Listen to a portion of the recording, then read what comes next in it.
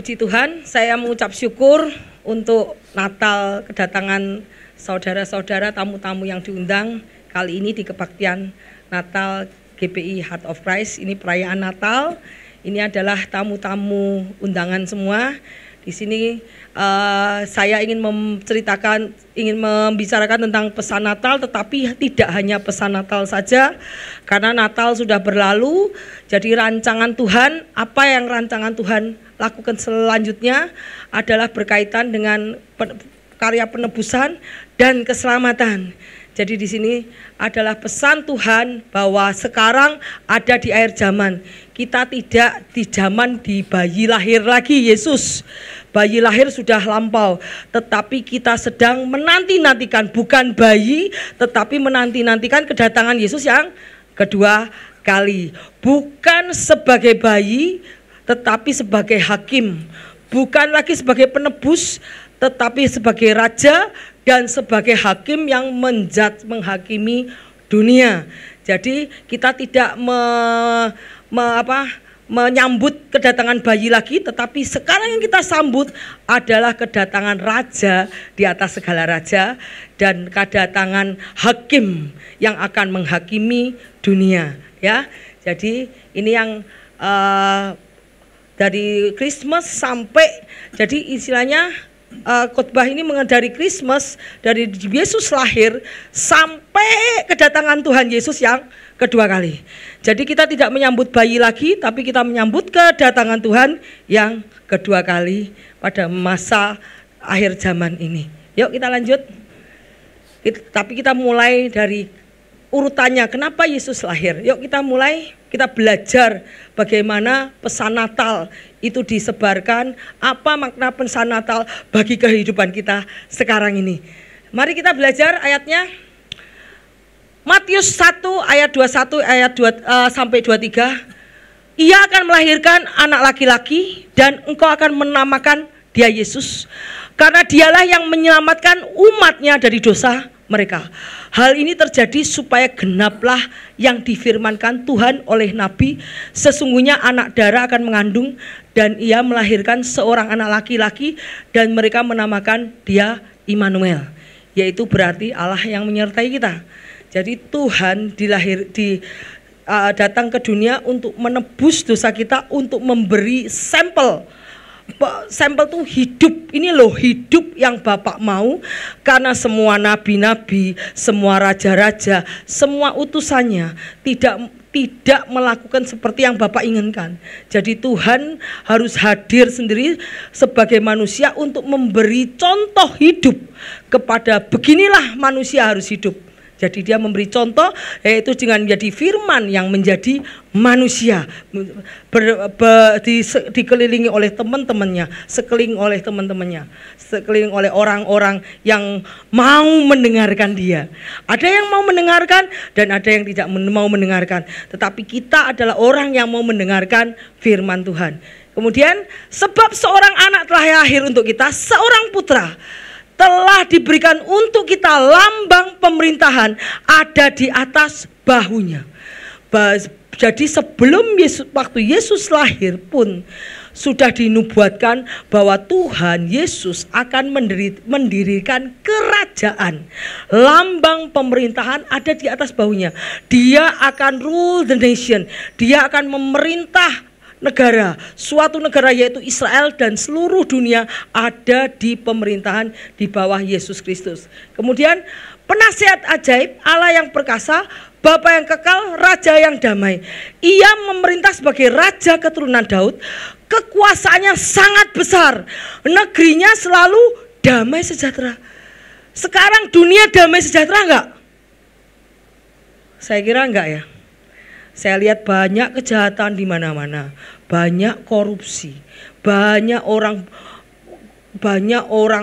penjahat, korupsi, banyak hakim-hakim main suap, semua berbuat kejahatan, banyak perampok, banyak macam-macam, banyak kriminal, terus banyak yang kalau motor itu apa namanya?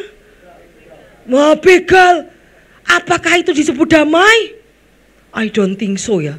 Tetapi kerajaan yang dipimpin Tuhan nanti apa? nanti Tuhan akan memerintah suatu kerajaan. Kerajaan itu akan damai sejahtera. Tidak akan ada orang jahat. Kita lihat ayatnya. Ia memerintah, negerinya selalu damai sejahtera. Pemerintahannya dia dasarkan atas hukum dan keadilan. Sekarang ada keadilan enggak? Saya kira enggak. Orang yang korupsi banyak juga bebas tuh. Saya kira orang yang korupsi banyak juga bebas. Di zaman sekarang ini benar dijadikan, kalau orang benar dijadikan salah, salah bisa jadi benar kalau ininya banyak. Tetapi di zaman pemerintahan Yesus, mana mau Tuhan ada korupsi? Tidak ada. Jadi pemerintahan yang Yesus janjikan nanti akan memerintah seluruh dunia adalah pemerintahan yang damai sejahtera. Pemerintahannya didasarkan atas hukum keadilan sekarang dan selama-lamanya. Dan Tuhan akan melaksanakan. Bayangkan kita hidup di suatu negara yang orangnya baik-baik, tidak ada korupsi, tidak ada penjahat, tidak ada suap-suapan, tidak ada orang menipu, tidak ada orang berbohong. Wow, itu nanti akan diperintah oleh Tuhan Yesus sendiri sebagai rajanya. Yang itu adalah pengharapan yang sangat menjanjikan bagi kita yang hidup di dunia ini. Ya, kemudian kita lihat, tetapi engkau, hai Betlehem Efrata, hai yang terkecil di antara kaum Yehuda, padamu akan bangkit bagiku seorang yang akan memerintah Israel. Jadi di Bethlehem Tuhan bilang akan bangkit seorang raja yang akan memerintah Israel dan seluruh dunia. Kapan itu? Pada saat kedatangannya yang kedua kali. Yesus akan memerintah dunia ini dan mendirikan kerajaan 1000 tahun di bawah kekuasaannya. Dan kita semua sudah siap menjadi rakyatnya. Kalau kita masuk, kalau kita selamat, nah, kita harus bagaimana kita selamat, bagaimana kita masuk ke dalam bahtera. Nanti kita belajar bagaimana kita harus menjadi 5 gadis yang bijak, yang masuk ke dalam perjamuan kawin. Bagaimana kita menjadi orang yang masuk ke dalam bahtera, yang diperkenankan Tuhan untuk masuk ke dalam kerajaannya. Ada syarat dong. Oh, kita kalau mau jadi warga negara, misalnya dari warga negara Inggris, selalu ada syarat untuk jadi warga negara. Ada syarat untuk masuk menjadi kewarganegaraan kerajaan surga. Ada syaratnya, ada. Ya, ada syaratnya. Ya.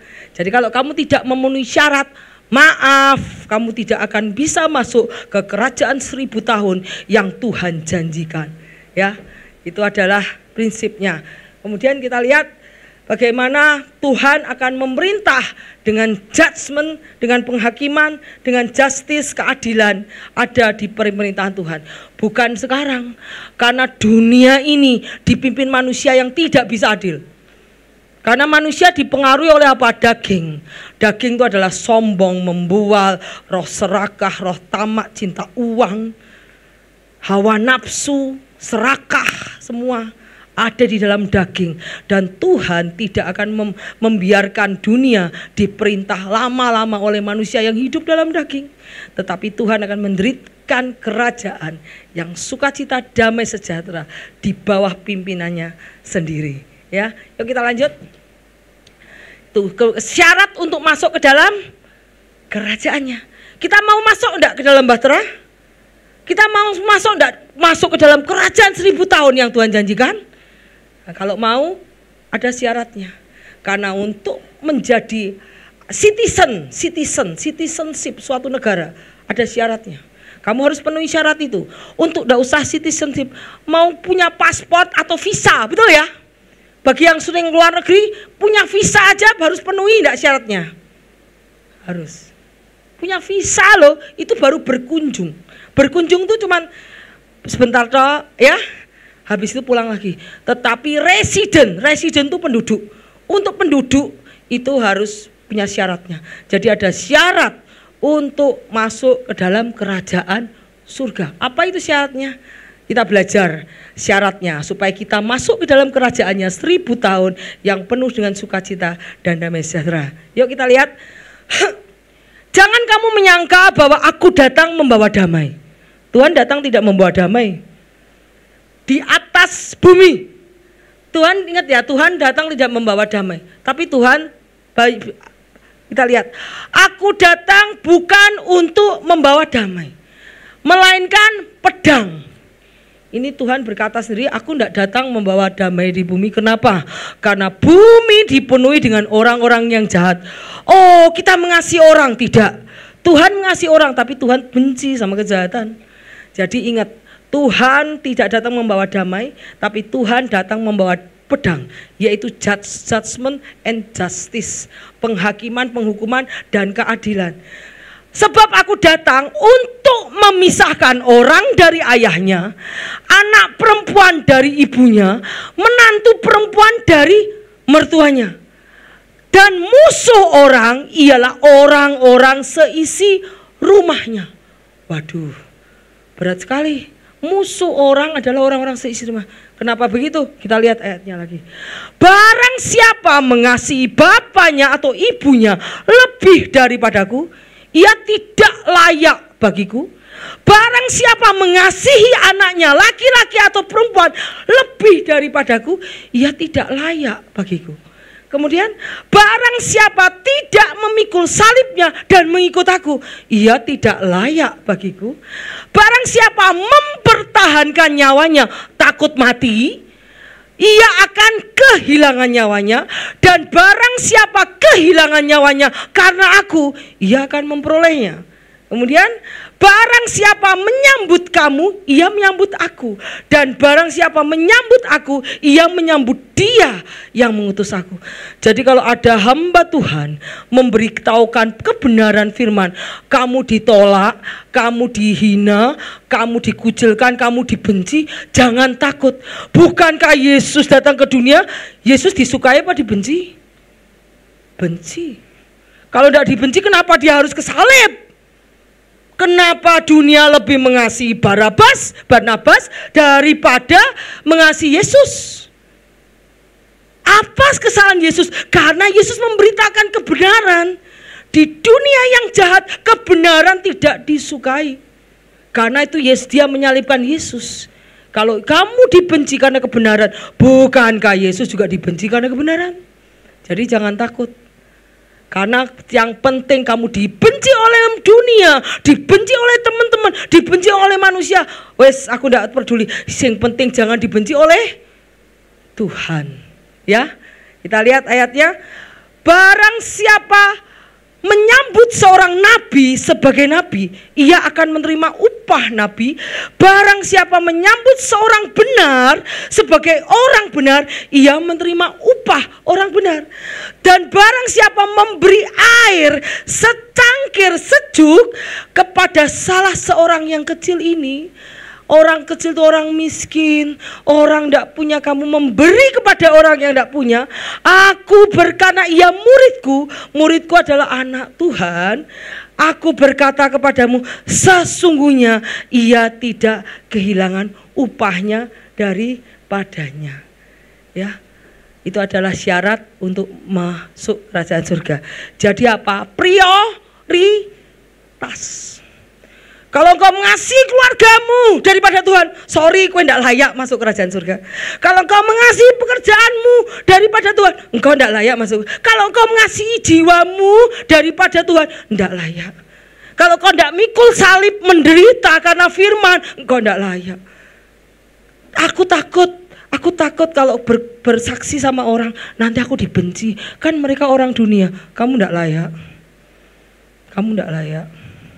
Jadi kalau engkau takut bersaksi, takut mengatakan kebenaran karena takut dibenci, kamu tidak layak.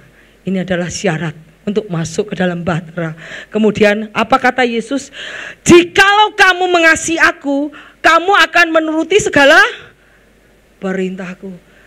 Kamu bilang aku mengasihi Tuhan, tapi kalau perintah Tuhan tidak mau ngelawan terus, tidak mau menuruti, itu kamu hanya bibir saja, mengasihi lain di bibir, lain di lagunya ya, lain di bibir, lain di hati. Nah, kalau padahal Tuhan bilang, kalau engkau mengasihi aku, kamu melakukan segala perintahku. Ini perintah Tuhan loh. Yang ngomong siapa? Yesus sendiri. Jadi lakukanlah. Jadi kue harus ubah pandanganmu, prioritasmu kepada Yesus, hanya Dia. Bukan suami, bukan istri, bukan anak, bukan orang tua, bukan pekerjaan, bukan hobi, bukan uang, bukan yang lain, bukan hidupmu. Pada saat kamu bisa mengubah prioritasmu, engkau akan layak, engkau akan dilayakkan, dikuduskan, terus diproses Tuhan untuk menjadi serupa dengan Kristus dan layak. Ya, kita lanjut, maksudnya kita lihat kedatangan Yesus yang kedua itu seperti zaman Nuh. Kita lihat, tetapi tentang hari dan saat tidak ada seorang pun yang tahu. Malaikat-malaikat di surga tidak, anak pun tidak, tetapi Bapa sendiri.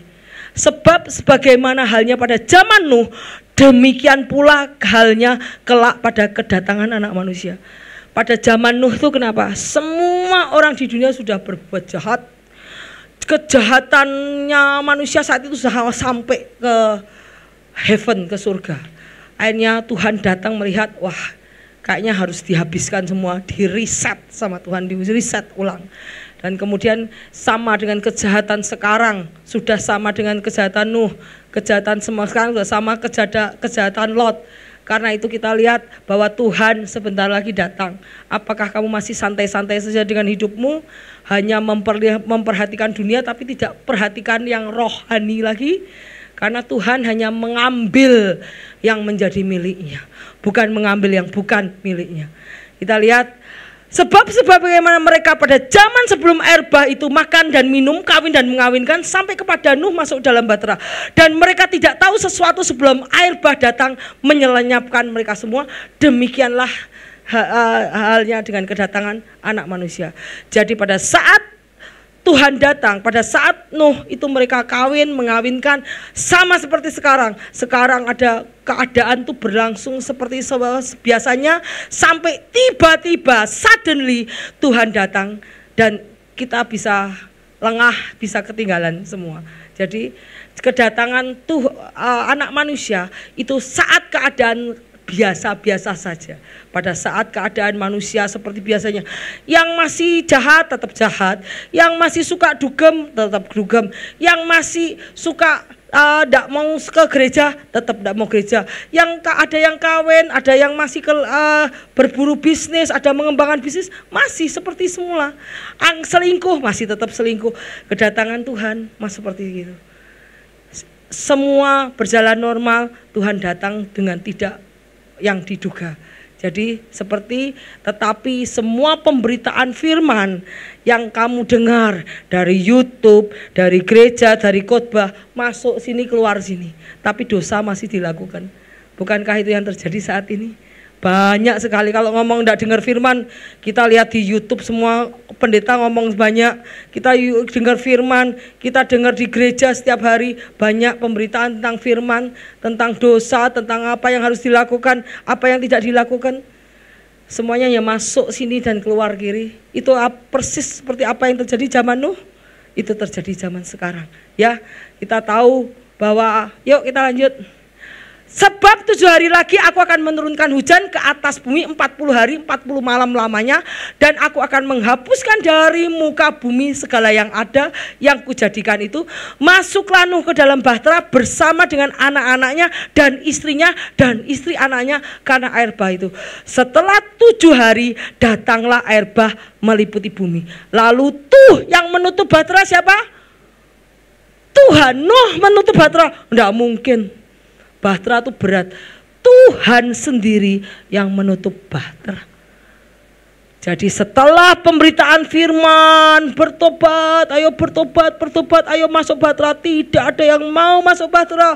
Bahkan mengolok-ngolok, Tuhan menutup pintu bahtera. Karena apa? Ditunggu, setelah 7 hari ditunggu. Ditunggu, tidak ada yang mau masuk bahtera. Wes, kesempatan selesai, ditutup. Ya. Yuk kita lihat lanjut. 2 Petrus 2 ayat 5. Jikalau Allah tidak menyayangkan dunia purba, tetapi hanya menyelamatkan Nuh, pemberita kebenaran, dengan 7 orang lain itu ketika ia mendatangkan air bah atas dunia orang-orang fasik. ayatnya selanjutnya. Jadi Tuhan tidak menunda-nunda. Kenapa Tuhan menunda? Karena Tuhan menyayangkan orang-orang supaya selamat. Kok Tuhan tidak datang-datang, katanya datang-datang karena banyak orang yang belum selamat. Jadi Tuhan Tuhan menyayangkan supaya banyak orang yang diselamatkan. Jadi kenapa kok tidak datang-datang? Makanya Tuhan selalu mengulur-ngulur pintu anugerah untuk kita semua. Karena iman, maka Nuh dengan petunjuk Allah tentang sesuatu yang belum kelihatan, dengan taat mempersiapkan bahtera untuk menyelamatkan keluarganya. Karena iman itu ia menghukum dunia dan ditentukan untuk menerima kebenaran sesuai dengan imannya. Nuh tuh disuruh Tuhan, dia manut. Nuh buat bahtera, ya udah buah bahtera. Padahal Israel tidak pernah turun hujan. Israel tidak pernah banjir. Israel tidak pernah turun hujan, tapi Nuh disuruh buat bahtera, dia taat. Karena dia mendengar suara Tuhan dan taat melakukannya. Nggak ngeyel. Beda dengan Yunus ya kemarin ya, yang kita berbicara soal Yunus. Yunus ngeyel, dia lari. Tetapi Nuh adalah orang yang taat, dia pemberita kebenaran, maka ia mempersiapkan bahtera untuk keluarganya. Sudahkah kita mempersiapkan bahtera untuk keluarga kita? Sudahkah keluarga kita bertobat, mendengar firman, diajak berdoa, diajak membaca firman? Sudahkah engkau mempersiapkan anggota keluargamu? Kalau tidak, jangan sampai kamu yang masuk bahtera, tetapi ada anggota keluarga yang tertinggal. Kita harus seperti Nuh yang mempersiapkan diri untuk masuk ke dalam bahtera berserta dengan keluarga kita. Ya, lanjut. Sebab hidup kami adalah hidup karena percaya, bukan karena melihat. Sebab ada tertulis orang benar akan hidup oleh iman. Semua orang yang dipimpin oleh Roh Allah adalah anak Allah. Ya, jadinya kita harus mempunyai hubungan intim dengan Tuhan, berdoa senantiasa, minta Roh Kudus. Kita harus lahir dari air dan roh. Bu, air dan roh itu apa? Roh itu adalah firman. Pada saat engkau melakukan firman Tuhan, kau lakukan terus, kamu akan lahir oleh roh. Kamu oleh Roh Kudus. Oleh Roh Kudus akan membuat kamu melakukan kehendak Bapa. Tanpa Roh Kudus kita tidak akan bisa melakukan kehendak Bapa. Jadi janganlah kita menjadi serupa dengan dunia ini, tetapi berubahlah oleh pembaharuan budimu, sehingga kamu membedakan manakah kehendak Allah yang baik, berkenan Allah dan sempurna. Jangan kita jadi sama dengan dunia. Ingat loh, Nuh tidak sama dengan dunia. Nuh dibenci oleh orang-orang dunia. Orang-orang mengolok-olok dia, Nuh tetap diam, tetap melakukan kehendak Bapa. Ingat, yang dihukum siapa, yang selamat siapa? Yang ngolok-ngolok atau yang melakukan kehendak Bapa? Jadi jangan merasa sedih kalau kita melakukan kebenaran, tapi ketika kita dibenci orang, kita menjadi seperti Nuh. Nuh pun melakukan kebenaran, melakukan perintah Tuhan, tapi diolok-olok. Tapi ingat, endingnya Nuh yang selamat, yang mengolok-ngolok yang binasa. Ya, kita lihat. Tetapi tanpa iman tidak mungkin orang berkenan kepada Allah. Sebab barang siapa berpaling kepada Allah, ia harus percaya bahwa Allah ada dan Allah memberi upah kepada orang-orang yang sungguh mencari Dia. Berusahalah hidup damai dengan semua orang, kejarlah kekudusan. Sebab tanpa kekudusan engkau tidak bisa melihat Tuhan. Pertama, ini adalah syarat nih. Pertama apa? Kamu harus hidup oleh iman. Kamu harus dipimpin oleh Roh Allah. Jadi syaratnya banyak ya. Untuk masuk ke dalam bahtera tidak gampang. Pertama, kamu hidup oleh percaya. Kamu hidup oleh iman. Kamu harus dipimpin oleh Roh Allah. Yang kedua, kamu tidak boleh menjadi sama dengan dunia. Tidak boleh sama dengan pandangan dunia, dengan pikiran dunia. No, kamu harus ikut pikiran pandangan firman. Apa yang dikatakan Tuhan, lakukanlah itu. Bukan apa kata nenek moyang. Ini dulu menurut nenek moyang, menurut ini, menurut emakku yang bukan dalam Tuhan. Jangan didengar. Tetapi kita harus melakukan apa kata firman, sehingga kita tidak serupa dengan dunia ini. Karena satu lagi, tanpa iman kau tidak layak untuk Tuhan, tanpa kekudusan engkau juga tidak layak untuk Tuhan. Jadi ini syarat untuk masuk ke dalam kerajaan surga. Jadi kita tahu harus dipimpin oleh Roh Allah. Pikiran kita bukan pikiran dunia saja, bukan ngejar uang, bukan ngejar dunia, bukan ngejar kekayaan. Kekayaan kita tinggal saat perang terjadi, saat penghancuran, saat banjir kayak Nuh. Buat apa kekayaanmu ndak pakai? Tapi pada saat Tuhan datang, yang dipakai adalah hati yang sungguh-sungguh terpaut kepada Tuhan. Jadi pikiran kita harus terpaut kepada pikiran Kristus, kepada kekekalan. Yuk lanjut. Sebab mereka telah mengatakan menjelang akhir zaman akan tampil pengejek-pengejek yang akan hidup menuruti hawa nafsu kefasikan mereka. Mereka adalah pemecah belah yang dikuasai oleh apa? Keinginan dunia. Jadi kalau kita bicara Tuhan mau datang, kamu nih Tuhan mau datang, kapan Tuhan tidak datang? Tanda-tandanya sudah jelas, belum, kamu nih hanya omong kosong gini-gini. Itu adalah orang yang tidak pernah mendengar firman Tuhan, tidak pernah berjaga-jaga, tidak pernah membaca firman, karena Tuhan memberikan tanda-tanda kedatangannya sangat jelas di Alkitab. Dan kalau mereka mengejek kita karena mereka bukan milik Tuhan, tapi milik dunia. Jadi kalau milik dunia, barang siapa mengasihi dunia, dia tidak bisa menjadi milik Tuhan. Kalau kau menjadi milik Tuhan, engkau pasti dibenci oleh dunia, ya. Dan hidup tanpa Roh Kudus. Yang terutama kamu ketahui adalah pada hari zaman akhir akan tampil pengejek-pengejek dengan ejekannya, yaitu orang yang hidup menuruti hawa nafsunya. Kata mereka, di manakah janji tentang kedatangannya? Sejak bapa leluhur kita meninggal, segala sesuatu tetap semula, bahkan Tuhan tidak datang-datang. Tetapi ingat, Nabi Nuh itu berkhotbah tentang banjir 120 tahun lamanya, dan tidak ada satupun yang mendengar, hanya keluarganya 7 orang tok yang mendengar, ya, 8 dengan Nuh, ya. Kita lihat bahwa 120 tahun Nabi Nuh berkhotbah, bertobat, tidak dengar, tidak ada satupun yang mendengar, sehingga semua dibinasakan, ya. Yuk kita lanjut yuk.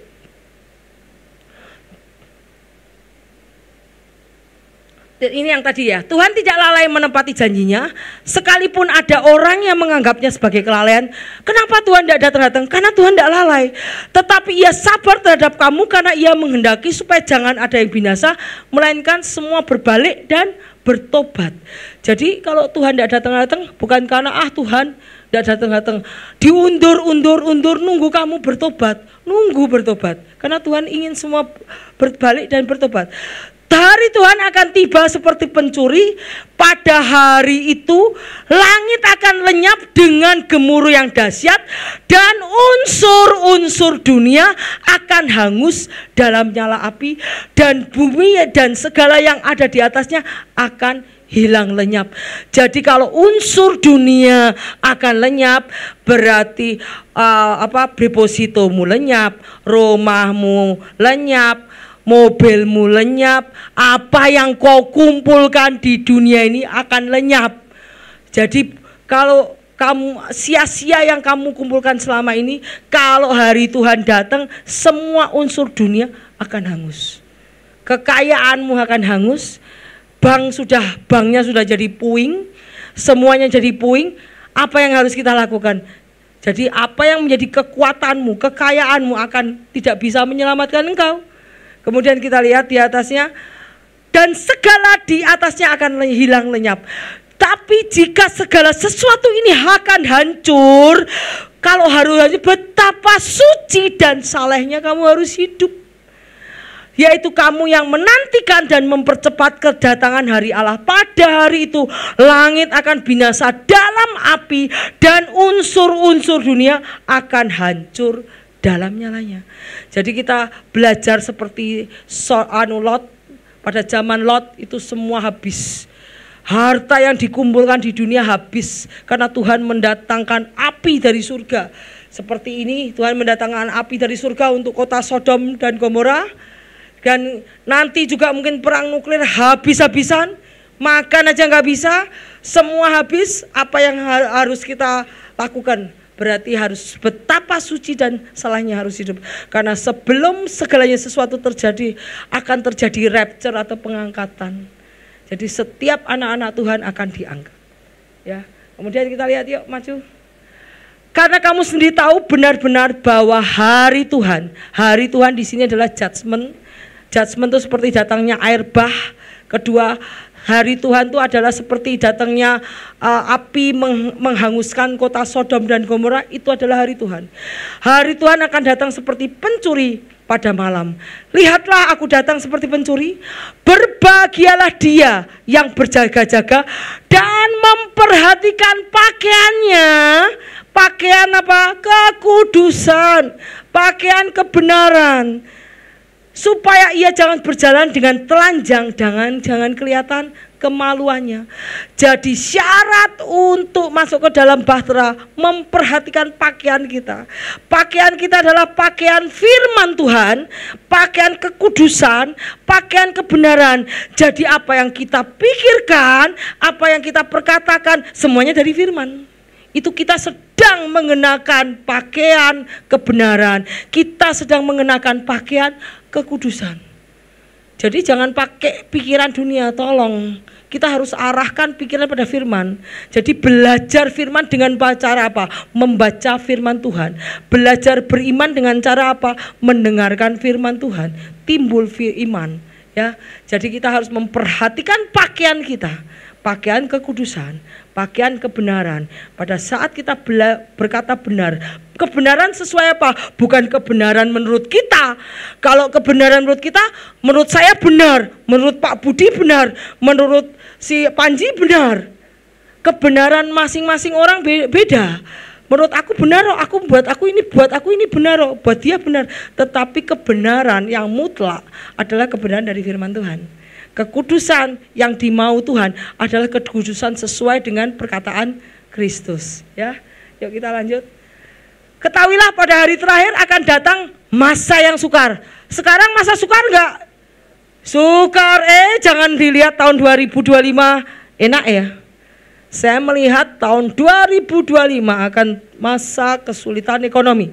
Tetapi kita ingat anak-anak Tuhan tidak akan dibiarkan tergeletak. Kalau kita berseru-seru kepada Tuhan, pertolongan Tuhan datang. Tapi bagi yang lagi dalam lembah kekelaman jangan takut. Itu Tuhan sedang mengetes kita.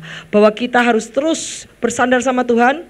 Bahwa malah dalam kesukaranku, kelemahanku, kuasa Tuhan akan dinyatakan. Kita semakin menjadi dekat sama Tuhan. Ya, ketahuilah pada hari terakhir akan datang masa sukar. Ini hari terakhir. Ini sudah malam masa sukar.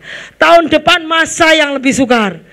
Manusia akan mencintai dirinya sendiri menjadi egois. Kepentingan semua ke sini. Tidak lagi mementingkan orang lain, tidak lagi peduli sama orang lain, tetapi mengambil keuntungan dari orang lain untuk dirinya sendiri. Dan mereka menjadi hamba uang. Bukankah sekarang semua sudah hamba uang? Semua sudah menjadi uang semua. Ini yang terjadi zaman sekarang. Mereka yang suka membual bertobat. Mereka menyombongkan diri, yang suka menyombongkan diri bertobat hari ini. Dan mereka akan menjadi pemfitnah yang suka menfitnah juga bertobat. Mereka berontak terhadap orang tua, yang suka berontak melawan orang tua bertobat hari ini. Dan tidak tahu berterima kasih, yang tidak tahu berterima kasih sudah dikasih apa-apa, tidak tahu kamsia itu berterima kasih, tidak, itu bertobat. Tidak memperdulikan agama. Bukankah zaman generasi Z ya sekarang ya? Tidak peduli lagi agama. Tidak peduli lagi. Mereka datang ke gereja hanya cuman absen, ketemu teman-teman, hahi pulang. Kalau ditanyain apa arti dari firman Tuhan, nggak tahu. Pendetanya lucu. Ya lucu, tapi apa maksud pesan? Nggak tahu, lucu aja. Kita ketawa seneng gigi-gigi, tapi kamu tidak tahu apa pesan yang tersembunyi di dalam Alkitab. Makanya di sini ada tertulis Mystery of the Kingdom. Alkitab tuh mengandung banyak misteri. Kalau kita gali kita temu. Kalau tidak digali ya tidak ketemu. Makanya kamu harus menggali firman, kamu tahu misteri kerajaan surga. Ya, jadi yang tidak memperduli agama kamu bertobat. Tidak tahu mengasihi, tidak mau berdamai, suka menjelekkan orang, tidak mengekang diri, garang, tidak suka yang baik, suka mengkhianat, tidak berpikir panjang, berlagak tahu, lebih menuruti hawa nafsu daripada menuruti Allah. Secara lahiriah mereka menjalankan ibadah mereka, tetapi hakikatnya mereka memungkiri kekuatannya. Tuhan bilang apa? Jauhilah semuanya ini. Sorry ya, Tuhan bilang menangkan mereka. Enggak. Tuhan bilang apa? Jauhilah semua ini. Orang yang membual, sombong, berontak, tidak berterima kasih, tidak peduli, tidak pengasih, mengekang, tidak garang, tidak suka baik, mengkhianat, tidak berpikir panjang. Tuhan tidak bilang, ayo terus jangkau jiwa-jiwa. No, bilang apa? Jauhilah semua ini. Kenapa? Karena ini sudah masa judgment-nya Tuhan, penghakimannya Tuhan. Orang kayak gitu tidak akan bisa bertobat. Tuhan suruh menjauhi. Jadi bagi orang pembual yang suka membual, kamu bertobat. Nyombong bertobat, berontak orang tua bertobat, yang tidak peduli ke agama ayo mulai. Pelita kamu harus nyala. Pelita tuh rohmu, hubunganmu sama Tuhan harus nyala. Kalau enggak, kamu padam. Kemudian yang tidak dapat menghina, tidak berpikir panjang, berlagak tahu, menuruti hawa nafsu. Secara lahiriah mereka ke gereja, tapi kalau ada apa-apa pergi cara dunia, tidak menggantungkan diri sama Tuhan, tidak punya iman, tidak berdoa. Itu kamu tidak percaya kuasa Tuhan. Kamu dengar firman, yes. Tuhan menyembuhkan, yes. Tuhan bisa melakukan perkara, yes. Tetapi pada saat perkara kesusahan datang, kamu tidak langsung ke Tuhan, kamu mencari jalanmu sendiri. Itu tandanya bahwa kamu tidak percaya kepada kekuatan kuasa Tuhan. Orang kayak gitu tidak punya iman. Orang kayak gitu tidak akan berkenan pada Tuhan. Ayo kita latih iman kita. Dalam keadaan terjepit, dalam keadaan kesusahan, kita pakai lutut kita untuk berdoa. Kamu akan lihat mujizat Tuhan terjadi. Kok Buddha bilang gitu? Saya orang yang paling beriman. Setiap kali ada kesulitan, setiap kali ada kesusahan, saya berlutut, saya nangis sama Tuhan. Saya minta kekuatan sama Tuhan. Kalau saya nggak bisa, dan Tuhan selalu menolong saya. Jadi yuk kita praktekkan, kita punya iman, supaya iman kita naik level, supaya roh kita hidup. Kita tidak lagi turut kata dunia, tetapi kita turut kata Tuhan. Ya, karena apa? Firman berkata kita harus menjauhi orang seperti itu. Makanya Tuhan bilang apa? Musuhmu adalah orang-orang sekitarmu. Musuhmu adalah orang-orang seisi rumahmu. Kalau orang-orangmu sama seperti itu akan menjadi musuh. Karena tidak ada terang dan gelap bisa bersatu. Ya, yuk kita lanjut. Kita lanjut. Karena akar segala kejahatan adalah cinta uang. Sebab oleh memburu uanglah beberapa orang telah menyimpang dari iman, menyiksa dirinya dengan berbagai duka. Tetapi engkau, hai manusia, jauhilah semua itu. Kejarlah keadilan, ibadah, kesetiaan, kasih, kesabaran, dan kelembutan. Terus kita lihat, katanya berjaga-jagalah terhadap segala ketamakan. Berjaga-jaga kepada segala ketamakan. Sebab walaupun seorang berlimpah hartanya, hiduplah tidak tergantung kepada kekayaannya itu. Jika engkau mengejar harta, pasti engkau jatuhnya karena sakit. Pasti Tuhan akan melemparkan engkau ke ranjang orang sakit. Dihabiskannya hartanya untuk sakit. Karena engkau mengejar kekayaan daripada engkau mengejar Tuhan. Saya lihat kebanyakan orang-orang kaya larinya ke ranjang orang sakit, cancer, kemudian jantung, darah tinggi, stroke, ya.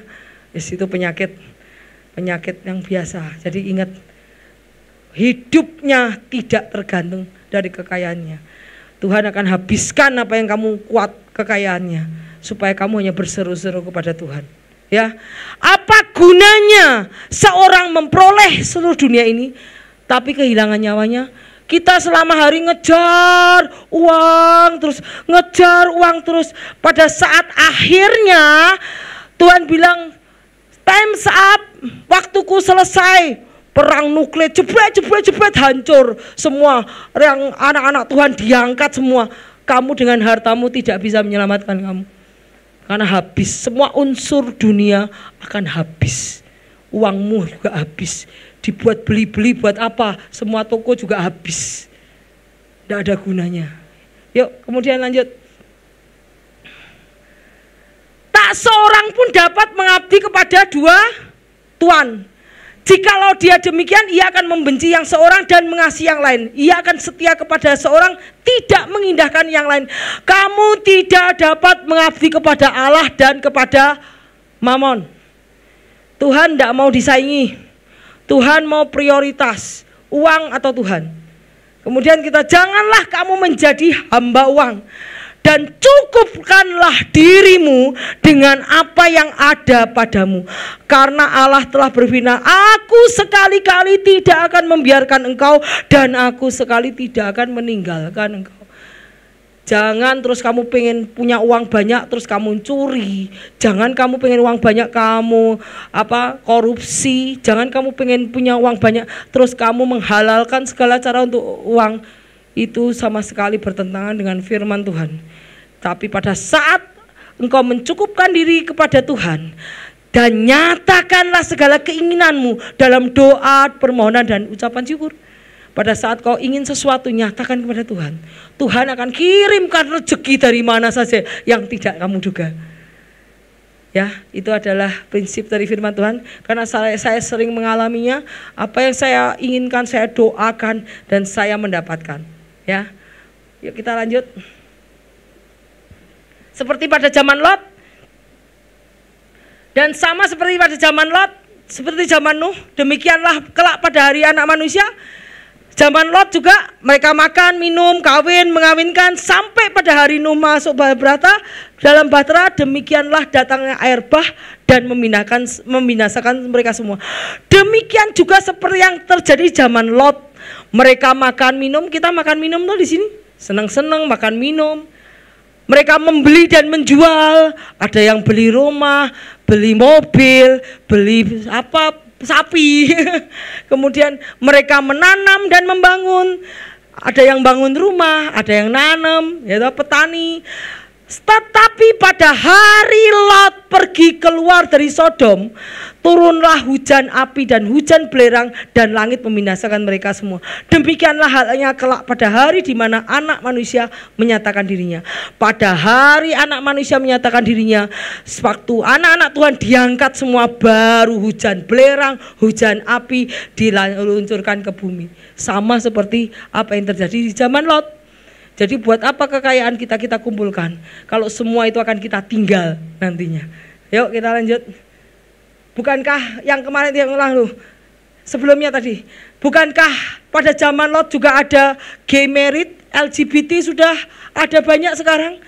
Perempuan kawin dengan perempuan, laki-laki kawin dengan laki-laki, bahkan dikuduskan, diberkati di gereja. Udah ada sekarang. Bukankah zaman sekarang ini sudah seperti zaman Lot? Sudah loh ini.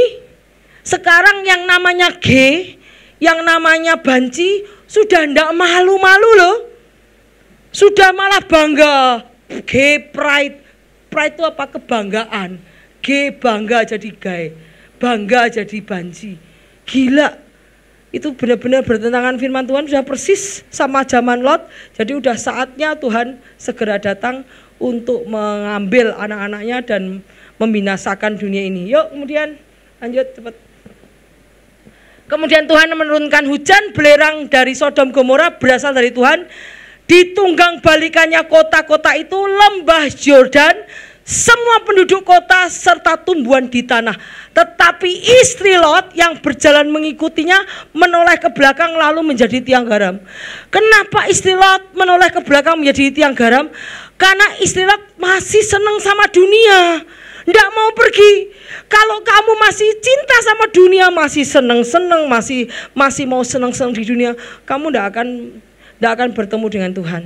Karena kamu akan ditinggal. Seperti istri Lot, pada saat dia disuruh pergi dari kota Sodom, dia masih ngelirah, aduh tanahku, cucianku tak tinggal. Aku ninggal cucian, aku ninggal deposito, aku ninggal uang, aku ninggal ini barang ini. Jadi dia masih ingat barangnya. Jadi itu yang menjadi dia menjadi tiang garam. Jadi kalau engkau mengasihi di dunia ini, kamu akan ditinggal. Kemudian, hai orang yang setia, oh hei kamu orang-orang yang tidak setia, tidakkah kamu tahu bahwa persahabatan dengan dunia adalah permusuhan dengan Allah? Jadi barang siapa hendak menjadi sahabat dunia, ia menjadikan dirinya musuh Allah. Wow, begitu susah loh.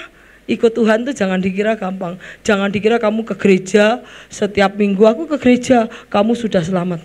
Enggak, syaratnya banyak. Jangan hanya kita absen ke gereja, kamu merasa diselamatkan. Tidak bisa. Orang yang tidak lahir baru, tidak dipimpin oleh roh, tidak bisa. Kita harus dipimpin oleh roh. Roh itu apa? Dipimpin hidup kita. Sehari-hari harus dipimpin oleh firman Tuhan. Ya, barang siapa yang mengasihi dunia, mengasihi emas, kekayaan, kemewahan, gak layak untuk Tuhan.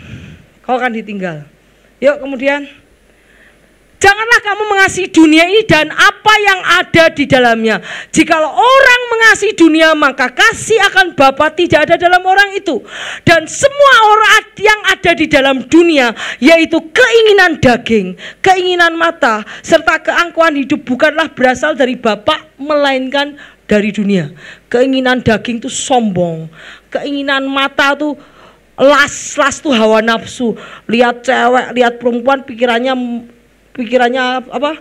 Pikirannya mesum melulu. Nah, itu keinginan dunia. Kemudian keinginan daging itu bukan berasal dari Bapa, melainkan dari dunia. Dan dunia ini sedang lenyap dengan keinginannya. Jadi orang yang suka keinginan daging, keinginan dunia akan lenyap.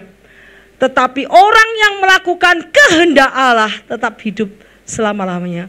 Perbuatan daging telah nyata, yaitu apa? Percabulan, kecemaran, hawa nafsu, penyembahan berhala, sihir, perseteruan, perselisihan, iri hati, amarah, kepentingan diri sendiri, egois, percideraan, roh pemecah, kedengkian, kemabukan, pesta pora dan sebagainya.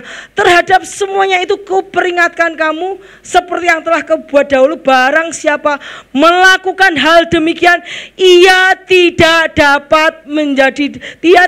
akan mendapat bagian dalam kerajaan Allah. Ini syarat lagi masuk ke dalam kerajaan surga.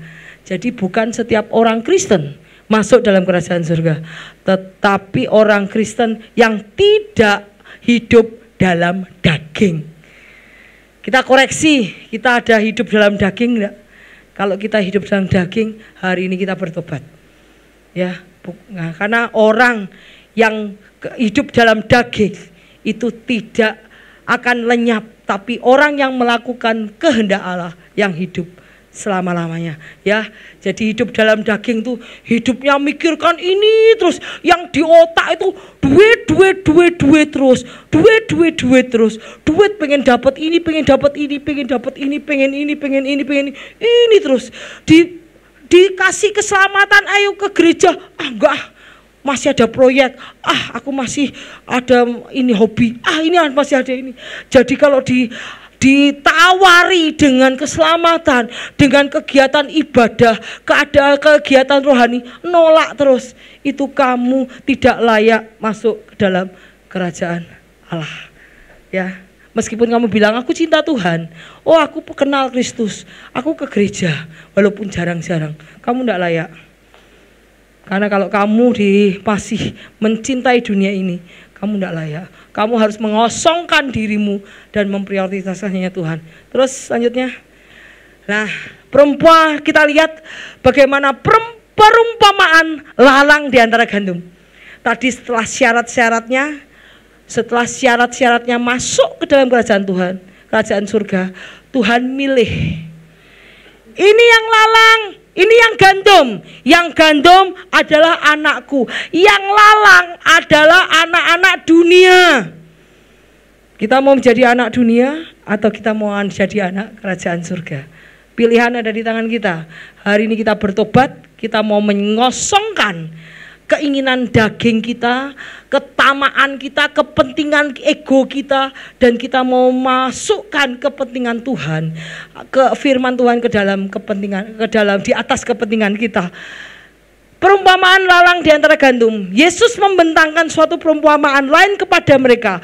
Hal kerajaan surga seumpama orang yang menaburkan benih yang baik di ladangnya.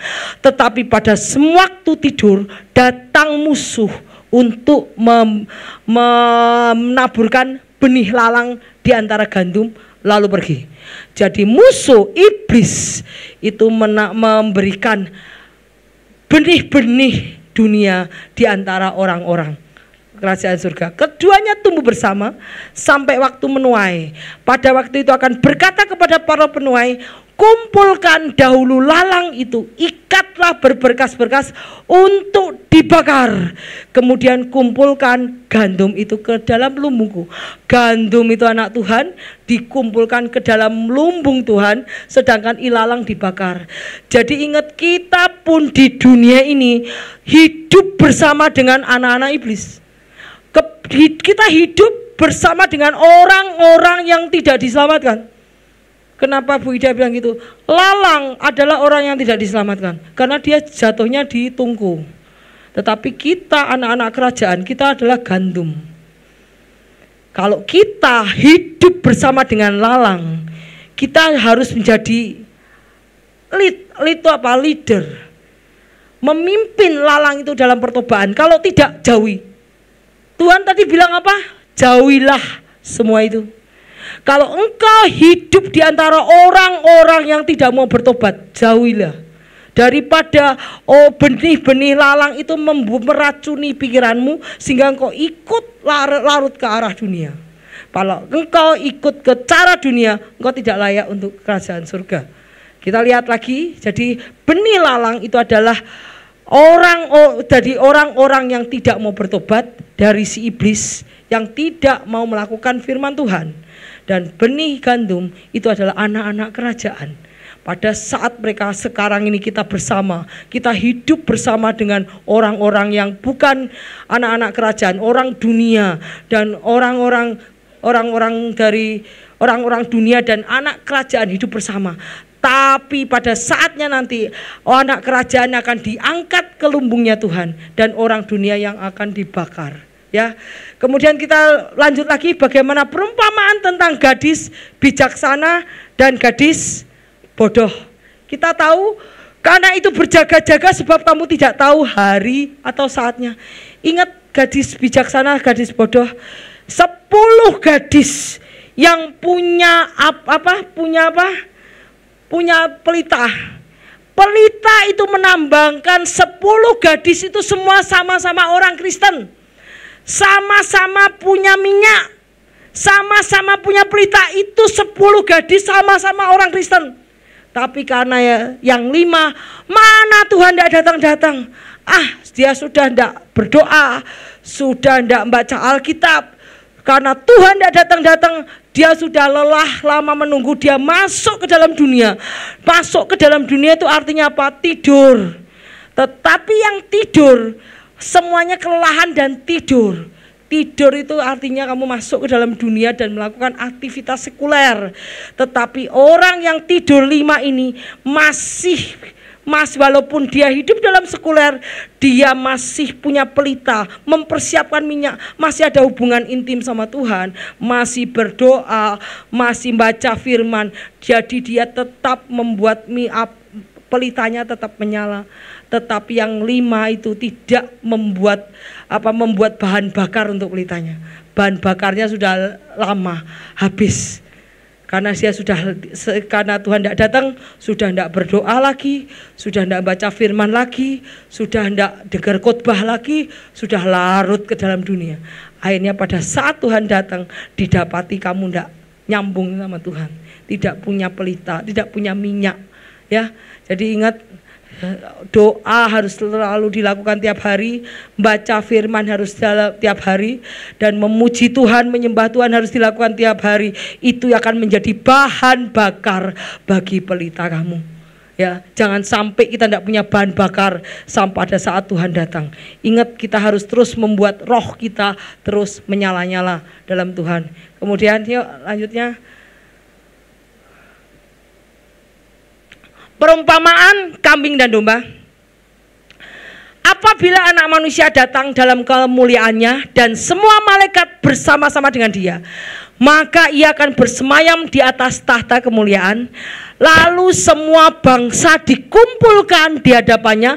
Ia akan memisahkan mereka seorang daripada seorang, sama seperti gembala memisahkan domba dari kambing. Ia akan menempatkan domba di sebelah kanannya dan kambing di sebelah kirinya. Dan raja itu berkata kepada mereka yang di sebelah kanannya, "Hai kamu yang diberkati oleh rajaku, Bapakku, terimalah kerajaan yang telah disediakan bagimu sejak dunia dijadikan." Jadi kambing itu adalah lambang orang-orang dunia atau orang-orang iblis, tetapi domba itu lambang adalah anak-anak kerajaan surga. Jadi kita mau jadi kambing atau mau jadi domba?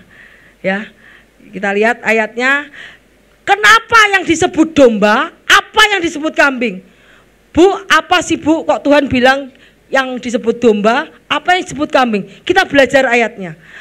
Sebab ketika aku lapar, kamu memberi aku makan. Ketika aku haus, kamu memberi aku minum. Ketika aku orang asing, kamu memberi aku tumpangan. Ketika aku telanjang, kamu memberi aku pakaian. Ketika aku sakit, kamu melawat aku. Ketika aku dalam penjara, kamu mengunjungi aku. Jadi yang disebut domba, jika engkau ramah kepada orang lain, jika engkau memberi bantuan kepada orang lain, itu disebut domba. Jadi kalau ada orang yang lapar, engkau memberi makan. Ada orang yang haus, kau memberi minum. Ada orang yang asing, kau memberi tumpangan. Ketika telanjang, kau memberi pakaian. Ketika sakit, kau dilawat. Ketika dalam penjara, engkau mengunjungi orang, mengunjungi sakit. Ada orang pengemis, kau memberi sedekah. Itu engkau disebut domba. Tetapi kalau kamu orang yang egois, tidak tertarik untuk sedekah, tidak tertarik untuk mengasihi orang lain, yang miskin-miskin, maunya yang kaya. Kalau kaya, Bu, saya dapat keuntungan. Kalau orang-orang kaya, saya dapat banyak keuntungan, dapat hadiah, dikasih apa-apa. Kalau orang miskin, gak mau orang miskin. Orang miskin nyusahin doang. Itu kamu sedang jadi kambing. Kalau kamu hanya melihat yang kaya, tapi kamu tidak membagi hasilmu sedikit rezekimu kepada orang miskin, kamu jadi kambing. Dan kambing di mana? Kambing akan dimasukkan ke dalam neraka, dalam nyala api. Tetapi yang disebut domba adalah jika engkau lapar, engkau memberi aku makan. Jika engkau memberi giving the poor, engkau memperhatikan kesusahan orang, engkau memperhatikan orang-orang yang miskin, orang-orang yang tertindas, itu kamu sedang jadi domba. Dan apa yang dijanjikan Tuhan untuk domba? Kerajaan. Kita lihat ayatnya. Hei kamu yang diberkati, terimalah kerajaan yang telah disediakan bagimu sejak dunia dijadikan. Wow, orang yang memberi, kamu tidak akan kalah, engkau tidak akan susah, karena sudah ada janji sama Tuhan, engkau akan diberikan kerajaan. Tetapi bagi kambing yang sukanya diri sendiri egois, engkau akan dilempar ke dalam lautan api, karena engkau tidak layak masuk ke dalam kerajaan surga. Jadi ingat, mau jadi kambing atau mau jadi domba. Kalau jadi kambing bisa jadi sate kambing nanti. Ya, oke, lanjut ayatnya. Yuk, yang terakhir pengangkatan. Itu adalah syarat-syarat bagaimana syarat masuk kerajaan surga, syarat masuk ke perahu Nuh, ke Bahtera, dan kemudian setelah syarat-syarat masuk, Tuhan akan mengadakan pemilihan 5 gadis, ya toh? Kemudian ilalang dan gandum, ya toh? Kamu ikut cara dunia atau cara kerajaan? Cara dunia atau cara kerajaan? Ilalang dan gandum. Kemudian 5 gadis pandai, 5 gadis bodoh. Rohanimu terus ada bahan bakar enggak? Ada bahan bakar enggak untuk pelitamu? Orang Kristen jangan datang ke gereja hari Minggu tok, Senin sampai Sabtu kamu enggak berdoa, kamu enggak baca firman, kamu enggak menyanyi pujian. Itu bukan orang Kristen. Orang Kristen itu lifestyle-nya pujian kepada Tuhan. Lifestyle-nya itu doa. Doa dan penyembahan itu sebagai bahan bakar. Ketiga, kambing dan domba. Kamu mau milih jadi kambing atau domba? Kambing itu hanya memperhatikan yang kaya-kaya, cari keuntungan dari kaya, dapat hadiah banyak dari kaya, tapi sama Pur, rugi aku dekat orang miskin. Kalau engkau tidak memberi apa yang Tuhan kamu diberkati oleh Tuhan, sedikit untuk orang miskin, engkau tidak layak masuk dalam kerajaan. Ya, itu akan dituntut Tuhan pada saat engkau melakukan semuanya. Yang terakhir, engkau akan diangkat. Ya, pengangkatan orang-orang kudus, yaitu rapture. 1 Korintus, sesungguhnya aku menyatakan suatu kamu rahasia. Ya, di dalam Alkitab itu banyak rahasia. Makanya saya paling suka baca Alkitab. Kalau saya terus menggali, wow, dahsyat. Sesungguhnya aku menyatakan suatu rahasia. Kita tidak akan mati semuanya, tetapi kita semuanya akan diubah dalam sekejap mata pada waktu bunyi nafiri terakhir. Sebab nafiri akan berbunyi dan orang-orang yang mati akan dibangkitkan dalam keadaan yang tidak dapat binasa, dan kita semua akan diubah. Bayangkan orang-orang yang mati, kakek kita, istri kalau yang mati, suami atau yang mati yang dulu-dulu, oma kita, mungkin anak atau kerabat, saudara yang mati dalam Kristus, tiba-tiba dibangkitkan kembali dan dia tidak bisa mati lagi bersama-sama dengan Kristus di atas. Wow, kita akan bertemu dengan saudara-saudara kita, teman-teman kita, opa oma kita, atau suami, istri, anak yang sudah dulu mati duluan. Dengan mereka bertemu dengan muka, dan tubuh mereka bukan lagi tubuh daging, tubuh kekal seperti pada masa Adam dan Hawa yang belum masuk makan buah. Sebelum Adam dan Hawa makan buah, tubuh mereka itu tidak bisa binasa. Tapi setelah mereka makan buah, tubuh mereka jadi tubuh yang bisa binasa, karena tubuh berdosa. Dan kita akan diubah menjadi tubuh yang tidak dapat binasa, dan kita semua akan diubah. Dan Roma 8 ayat 1 berkata, demikianlah sekarang tidak ada penghukuman bagi mereka yang ada di dalam Kristus Yesus, yang tidak berjalan menurut daging. Tadi apa? Perbuatan daging itu apa? Percabulan, iri dengki, ketamakan. Tetapi tidak ada penghukuman ya bagi orang yang hidup menurut daging. Apa? Menurut yang tidak berjalan menurut daging, tetapi berjalan menurut roh. Menurut adalah menurut firman. Sebab pada waktu tanda diberi, pada waktu penghulu malaikat berseru dan sangkakala Allah berbunyi, maka Tuhan sendiri akan turun dari surga, dan mereka yang mati dalam Kristus lebih dulu bangkit. Yang mati akan bangkit, kuburan akan terbuka, akan dibangkitkan, Dan kita yang hidup, yang masih tinggal, akan diangkat bersama-sama dengan mereka dalam awan menyosong Tuhan di angkasa. Demikianlah kita akan selamanya bersama-sama dengan Tuhan. Jadi yang kita masih hidup, kita akan diangkat bersama-sama, kita naik ke surga, dijemput oleh Tuhan sendiri menjadi pengantin bagi Kristus, dan orang-orang yang mati juga akan dibangkitkan kembali, dan kita akan bersama-sama hidup di dalam kerajaan bersama Tuhan. Ya, tapi tidak semua orang Kristen, karena hanya orang Kristen yang hidup dalam iman, hidup dalam kekudusan dan dipimpin oleh Roh, itu yang akan menempati kerajaannya. Ya, ini adalah kita akan masuk ke dalam perjamuan anak domba, dan masuk pada saat kita rapture, pada saat kita mengalami pengangkatan, di sana Tuhan sudah memberikan jamuan, yaitu perkawinan anak domba. Dan di dalam perkawinan anak domba sudah disediakan mahkota. Mahkota apa yang dilakukan, apa yang kita lakukan di dunia ini untuk Tuhan, semuanya akan dapat. Kita akan mendapat hadiah, reward pada saat kita rapture, pada saat kita diangkat Tuhan di perjamuan kawin anak domba sudah disediakan mahkota kehidupan. Amin. Di bawah itu saya sudah kasih background Bahtera Nuh, dan sebelahnya itu adalah perjamuan kawin anak domba. Di lobi di bawah itu adalah pilihan. Pada saat engkau tidak diselamatkan, di bawah engkau akan di judgment, akan ada air bah, akan ada Sodom Gomora, lautan api. Tetapi bagi yang diangkat, engkau akan diberikan perjamuan kawin anak domba dan akan tersedia mahkota kehidupan. Jadi pilihan ada di tangan kita.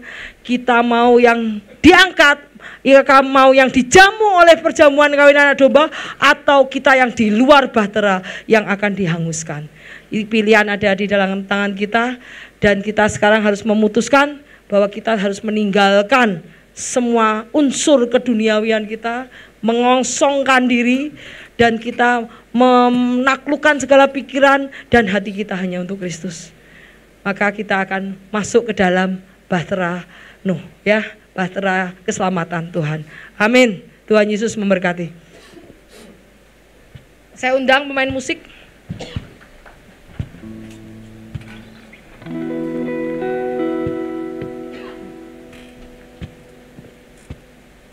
Saya undang pemain musik, yuk.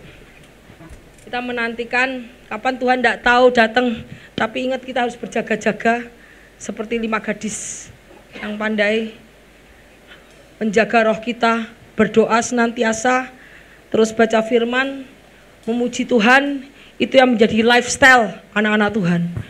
Bukan lagu dunia, tapi lagu tentang pengagungan pada Kristus. Amin.